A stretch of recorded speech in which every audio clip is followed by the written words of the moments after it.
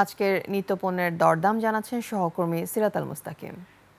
এই মুহূর্তে অবস্থান করছি রাজধানীর কারওয়ান বাজারে। জানাবো আজকের নিত্য প্রয়োজনীয় দ্রব্যমূল্যের বাজার দর।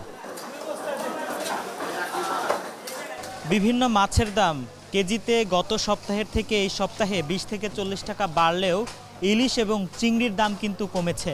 গত সপ্তাহে 1 কেজি সেজের মাছ বিক্রি করছি আমরা মনে করেন 2200-2400, এই সপ্তাহে বিক্রি করতেছি 1900-1800। 1.5 কেজি সেজের মাছ বিক্রি করছি আপনার 3000 টাকা কেজি, এই মাছ বিক্রি করতেছি 2200 টাকা কেজি।